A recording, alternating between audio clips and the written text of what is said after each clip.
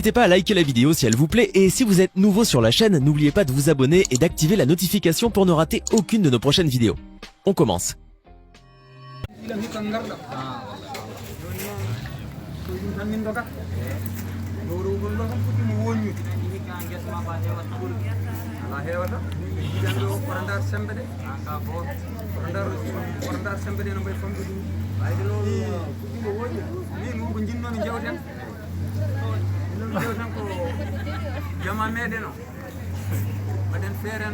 السلام عليكم جميع المسلمين. وعليكم السلام. كيف لاباس؟ ما شاء الله. الحمد لله. نحن زيتون. الله اكبر.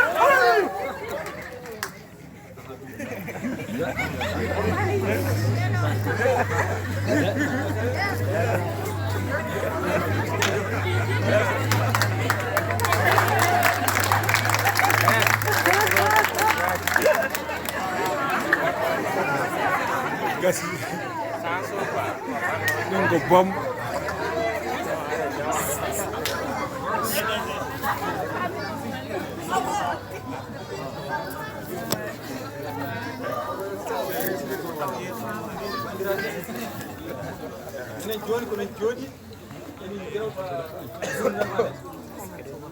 O ari e nder dental kongal ni hewdi yimɓe ene jogii gongo wari yimɓe fof ɓe ndaari e tawi ɗum wona hunde Allah ala ɗo haaji jeeya taw julɓe miskineɓe Allah e nder gese mum walla e nder jamaji walla e nder galleji men aɗa waɗa hay Allah haalani a faami donc yo yimɓe andi ɗeɗo sare ɗeɗo hay Allah yaadani ala ko adi a faami donc wona hunde moƴƴere kalde baɗoɗo ɗeɗo geɗe nani aduna he ɗeɗo wona geɗe fewɗe wona geɗe janɗe hay ko Allah yamiri a faami sabu hay neɗɗo so aɗa waɗi ɗum donc Allah haali ko adi ko poɗɗa rewde ko wona yetta tan aɗa waɗa bongo aɗa waɗa mbaɗa miskine balla mbaɗa julɓe mbaɗa ko mbiyani mbaɗani a faami donc wona hunde fonde wona ɗum woni sukaɓe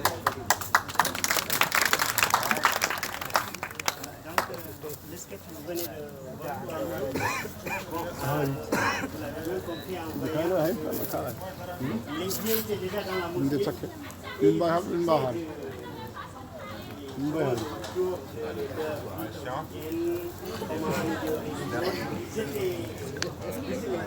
Dans la mosquée. Et après, ce monsieur qui est venu, avec qui est venu saluer, bon, habituellement, il est venu aussi passer la prière avec eux. Mais cette fois-ci, il est venu avec l'intention de l'église pour dire que ne sont pas c'est-à-dire, voilà. Donc, à travers le message, ils veulent dire tout simplement instruction qui commettent des attentats ou bien qui font des choses qui ne sont pas bonnes au nom de l'islam, c'est tout simplement de l'obscurantisme. Ça n'a rien à voir avec la religion.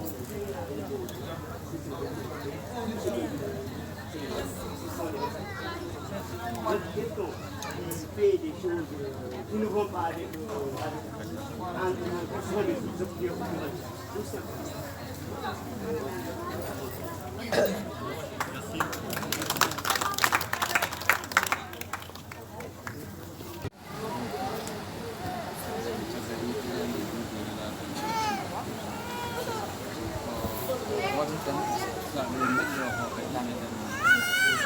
Di dañi hen famamu ko jahata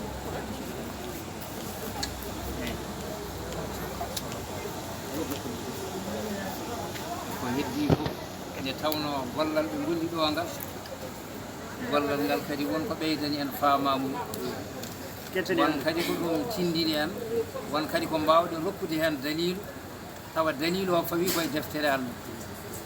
Donc lui, il veut toujours abonder dans le même sens de ce qui a été fait tout tantôt. Ici, ce que les jeunes ont fait comme sketch.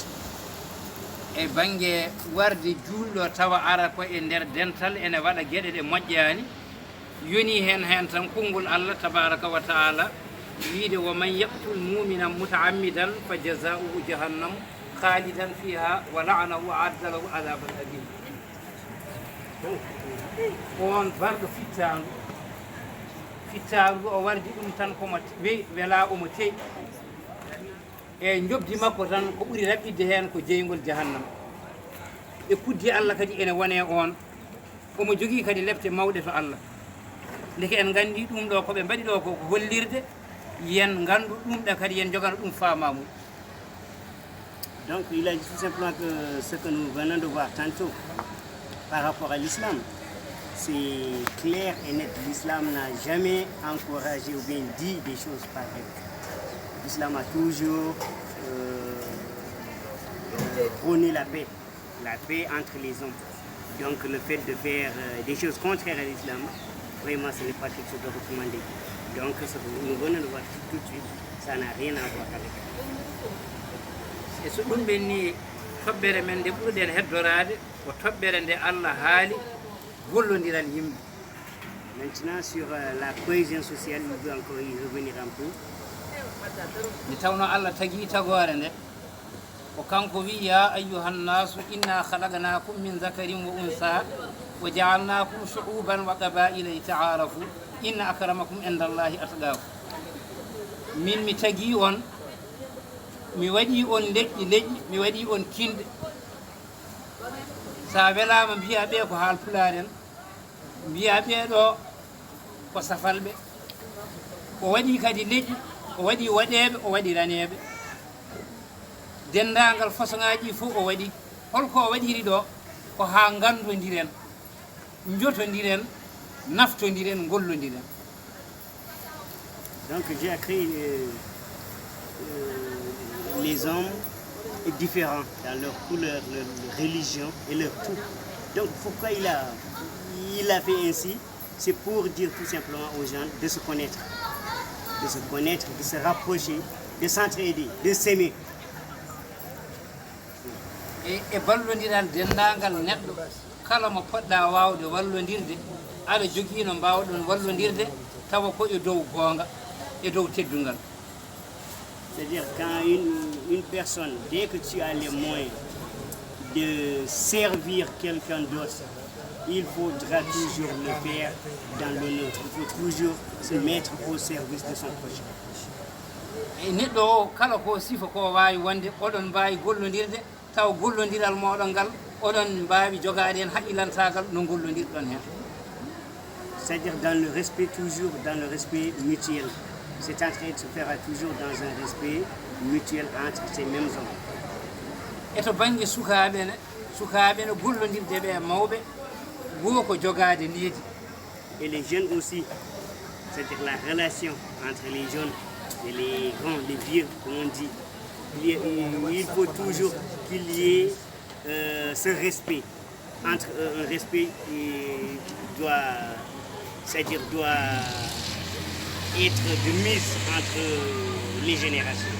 e to tawi needi ala mo mbawɗa gollodiral moɗon yooɗa walla gollodiral moɗon feewa. Voilà, et la collaboration ne peut jamais se faire sans ce respect. Il faut toujours qu'il y ait de respect pour la collaboration, pour passer la meilleure. e tawno annabi meɗen o kala ko ɓurno farnorade ko Allah rokki mo ko ɓuuri farnorade ko needi.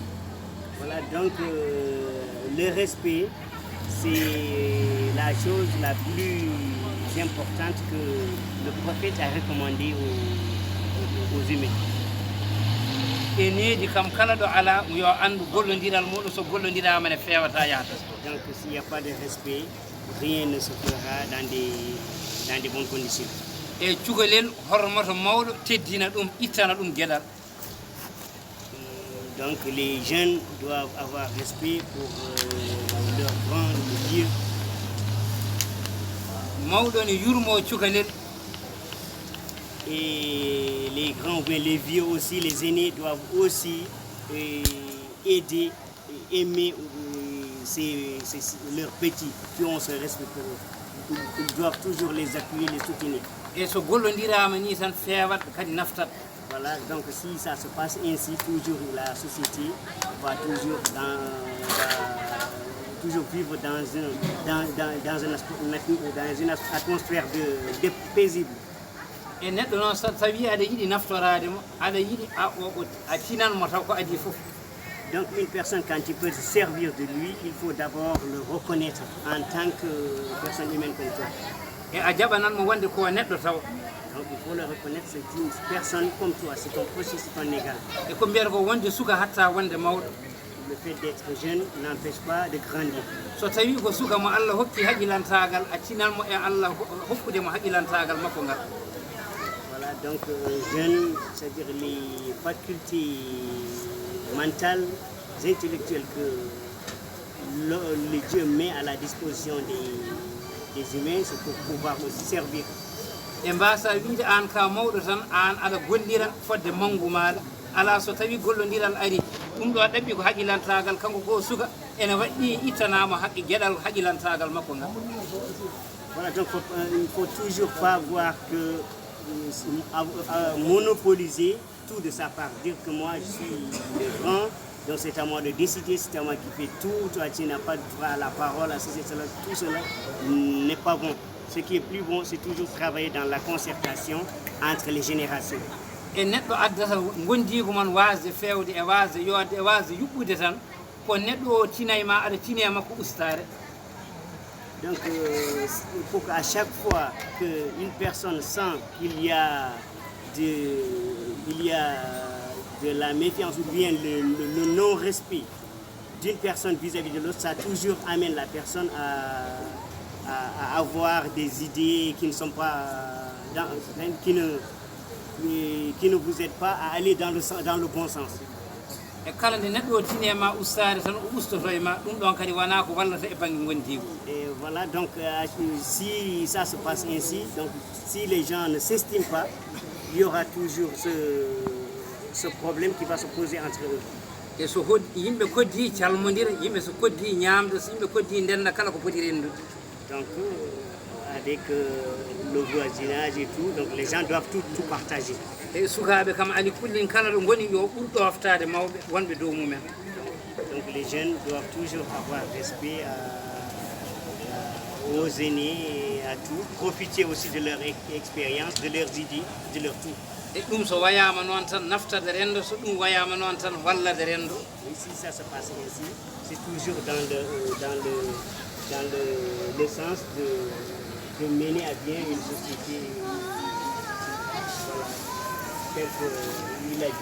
E so yimɓe gollodiri cuusodiri jogodiri tan hankkadi gollodiral mabɓe ɓeydoto wonde hankkadi gollodiral ngal ko nafto wat. Donc quand on établit de très bonnes relations entre les gens, leur collaboration sera toujours facile. Hankkadi kala ko ummani ɗum natti sattude to banggue mabɓe. Dans toutes leurs entreprises ou bien projets, ça ne va pas leur poser de problème tant qu'il y a cette bonne relation et ce respect mutuel. E ɗeɗo gueɗe noon ballitore ɗen ɗum ganden udditen hakkillaji meɗen.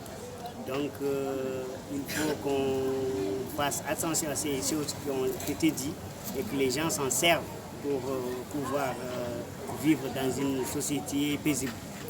E neɗɗo noon daiman Allah tabaraka wa taala somo heewi haalde o heewi wiide ko ya ulil albabi e hewmon jomiraɓe haqqillaji ko onon de gonmi e haaldude.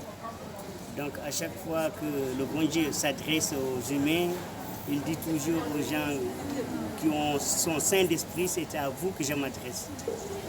Sa yi Allah ne haala o wiya ene jogui e yimɓe ɓe mbay kono dammiri walla ɗaccu dammiri ni ɓuuriɓe nde tawno dammugol sa riiwi ɗum ene yaaha. So neɗɗo ala haqqilantagal wawde famde ko haalana walla wawde teskade ko waɗa on kadi e dammiri goɗɗodira. Donc il a dit que ces facultés mentales que le Dieu a mis à la disposition du monde doivent servir aux hommes de se différencier des animaux. E ko haalate ko noon so tawi haala ko e deftere Allah ko konngol deftere Allah so konngol nelaɗo Allah walla so gueɗe goɗɗe tindinoje mbaɗa ko ene findina yimɓe tawde ko fuutankagal meɗen yo neɗɗo andu faama ɗum ɗo fawa ko e dow dalil ko mona neɗɗo ne rentoro tan aduna mo woni e dow mum. Voilà, il a dit donc tout ce qui se fait, ce qui se dit à travers les sketchs, à travers les écrits, et ce qui s'adresse aux hommes pour leur montrer le droit chemin, pour leur montrer la bonté, tout vient de bon Dieu. Ko haalate ɗo yo yimɓe moƴƴodir yo yimɓe tinnodir on jii koɓe golli ɗo ko wiyete ko théâtre way kono ko tinninore tinninore nde mata nanguirɗen ɗum mata ko fijirde kono so neɗɗo nangi ko gonga e gonga o iwat to tindinore to o anda ko haalete ko woni koye defte. Donc il a dit qu'en voyant ce qui s'est fait ici à travers les sketchs que les jeunes ont présentés, c'est-à-dire que ça doit amener la personne à prendre conscience de tout ce qu'on dit par rapport à la cohésion sociale, par rapport à la radicalisation. e koɓe mbaɗi ɗo ko wona gueɗe ene jogii heen konngol nelaaɗo meɗen wiide hubbul waɗani minal imani yidde ɗo jeeyaɗo koye gonɗinde Allah jeeya yidde ko jeeya e mum ko goye gonɗinde Allah jeeya. Voilà, il a dit que s'aimer en tant que personne, c'est adorer. C'est vraiment adorer. neɗɗo noon kala ko nanɗa e aduna so tawi ko konngol Allah so tawi kala ɗum wawi wonde nanguir ɗum ko hunde mawde to ma mbawa naftorade ɗum. Voilà, donc quand une personne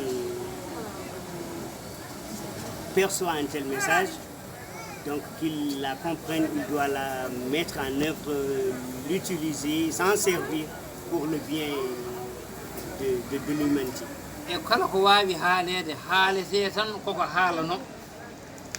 Donc tout ce qu'on peut dire, peut-être qu'on a répété aussi des choses qu'on avait dit. kadi koɓe kaali ɗo ye en kaal wonde neɗɗo ko wiyete yo haal ko haalde nde ko Allah yamiri wi wa zakkir fa inna dicra tanfaul muminin waajade ene nafa juuli ene nafa yimɓe kadi. Donc il est conseillé toujours aux humains de se conseiller entre eux, se dire des bonnes choses, aussi changer les idées, des bonnes idées. e ko yimɓe mbiyete yo ballodir ko ha nafa ɗumen tan ko neɗɗo wiyete yo looto ko ha laaɓata. Voilà, si on vous dit, si on dit aux humains de s'entraider, c'est pour juste, c'est dans le sens, c'est-à-dire c'est dans leur propre intérêt. ko ñaagotoɗen Allah tan ko yo Allah waɗi ene min alladina yastamiuna alqawla fa yattabiuna ahsanahu ɓen ɓe nana konnguɗi ɓe ngannduɗaa so ɓe nani konnguɗi ɗi ɓe moƴƴina ɗumen ɓe kuutoroɗi ɓe naftoroɗi janngo.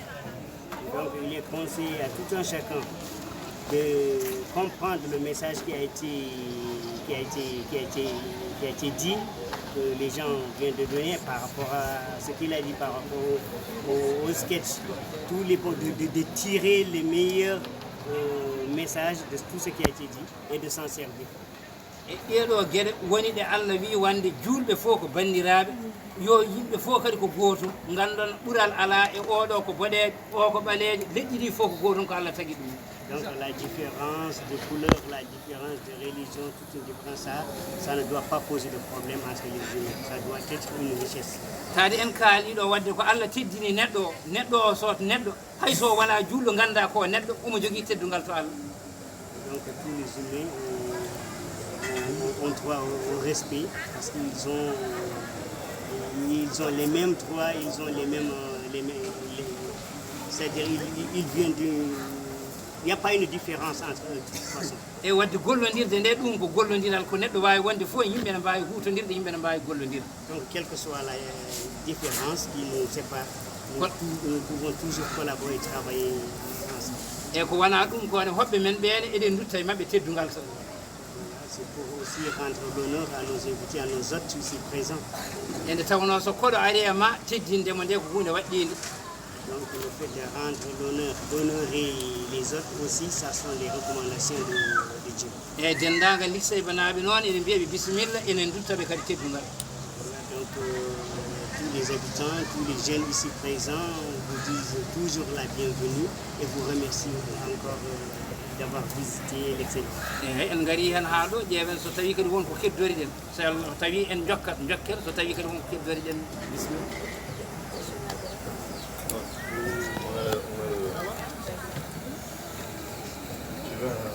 ɓentodirta hol hurum gonowo ɗon ɗon seeɗa mbaɗa yiɗi ɗon seeɗa nambat ɗon canal fa.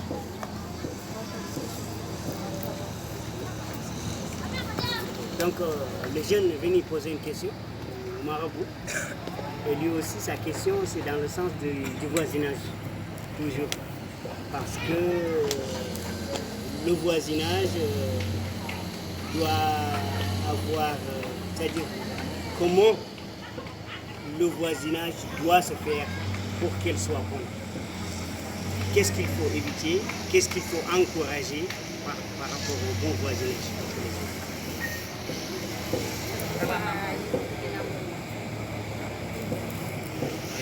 ko naani ɗum banggue koddigal e koddigal en jewtino hen joni heewani kono koddigal ko ɓuri mawnude hen ko rende haqqi koddiɗo maɗa kala ko ganduɗa sa waɗi ene lorlam woto wi wonde gonɗa koye nder galle ma tan aɗa waɗa ko beela an aɗa yeehi ha aɗa haɗa wadde fallantere tawi aɗa heede makko ɓalale ɓalal uddita fallantere nde tawi yaltata koye galle makko ɗum sari ene hanma nden fallantere sa waɗi nden fallantere tawde a ñagakimo o jaɓanma nden fallantere yodi uddi walla uddita dammiri ma yaaha e nder galle makko yaaha ine gonnoya toon ɗum ko haqqe mawɗo so yaafakima janggo on taccata siraɗi on ñawdani e wulludema gulaɗi ɗi ganduɗa ine haɗamo nande kanko e ɓesgu makko e ɗum ne kadi neɗɗo ene foti renade ɗum koddiɗo mo e wadde mo ganduɗa maadi ndi ina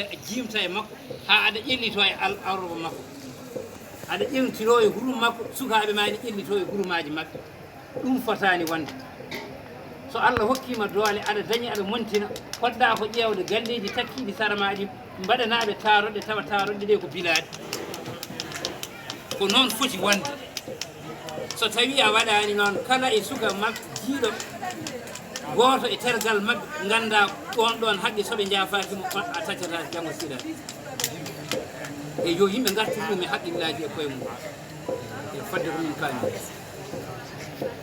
Voilà, il a dit que par rapport au bon voisinage, toujours il a commencé par d'abord le respect mutuel entre les voisins. Les voisins se doivent respecter entre eux et savoir que chacun a ses droits dans ce voisinage. Il ne faut pas empiéter dans les droits de l'autre. Il a donné un exemple. Par exemple, un voisin, je ne dois pas faire par exemple trop de bruit dans ma maison parce que c'est ma maison, je fais comme bon me semble alors que ça te dérange. Donc ça, je ne dois pas le faire. Ou bien, quand ma fenêtre s'ouvre sur ta maison, je ne dois pas faire des choses à travers la fenêtre qui peuvent offenser le voisin. Ou bien j'ai des animaux, des bêtes à la maison que je vais laisser divaguer chez les autres, détruire quelque chose. Tout cela, c'est dans le respect du bon voisinage. C'est toujours être sur ses gardes, ne pas faire des choses qui peuvent vraiment faire mal à ton voisin. Tout ce qui peut faire mal à ton voisin, il faut l'éviter. Donc c'est la réponse à la question du jeu. Allez,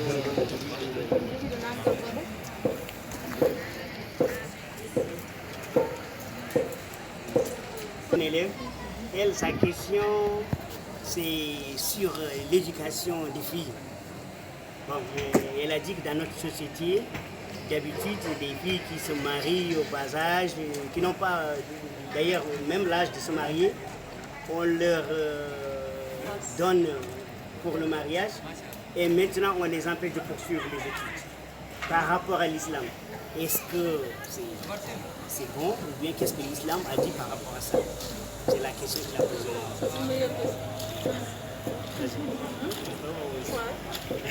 namdal ngal o namdiga eto banggue dewgal neɗɗo woppiɗinirede dewgal purde jangde ɗum ay duwa goto ala hen nde tawno jangde nde nden jangde ko nde wiyade yo yimɓeɓe jaamu ɗalabul elmi farida tun ala kulli muslimin wo muslimati ɗaɓɓude gandal nde ɗum ko farilla e kala julɗo gorko e debbo à cause kala neɗɗo ene waɗɗi yo janggo neɗɗo serdatamo e dammiri tan ko wasde janggo so janggani kanko e dammugol koɓe goto dewgal nani noon yo yaltinire dewgal ngal tan yo yaltinire jangde nde pour dewgal ɗum ala durwa ganduɗa ene wawi janggo e jaam so yaltinirama e jangde he o nannama e dewgal janggo e jaam o daña e dewgal he probléme wona jangde nde perdi dewgal ngal perdi o perdi laabi ɗiɗi kanko debbo e ndeke noon so neɗɗo perdi laabi ɗiɗi e perdugol gotol ndeke wona gotol so loruji ɗiɗi garɗi ɓurɗo wonde danger o yo yaɓɓe e neɗɗo noon so tawi omo yaltine ko hunde nde omo wawi haalanede omo rese kono yataw noon koko haalta omo jokka jangde makko sa jaɓiri noon an gorko falillahi ilhamdu sa jaɓirani noon woto rokke gorko jangde nde yode continue sabu so jokki jangde nde wonko ne wawi firanoydem dewgal ngal wawa firandem e fodde ko ganduɗen hen. Voilà donc sa réponse. Il a dit qu'en aucun cas l'islam n'a dit d'empêcher les filles de poursuivre leurs études après le mariage. Parce que étudier c'est un droit qui est donné à tout un chacun. Qu'on soit fille ou garçon, on a droit tous le même droit à l'éducation. Donc cette éducation-là, la fille en a pleinement droit. Et le mariage, bon, c'est une chose qui se fait, mais à chaque fois qu'on veut donner une fille au mariage, ça doit être en concertation avec elle. Est-ce qu'elle veut poursuivre ses études et qu'elle la poursuive? Elle ne veut pas qu'elle l'arrête, mais c'est de sa volonté quand même. On ne doit pas l'obliger à abandonner les études pour le mariage. Ça, ce n'est pas recommandé par l'islam en aucun cas, pour les gens qui le font. Donc ça n'a rien à voir avec la religion. Ok.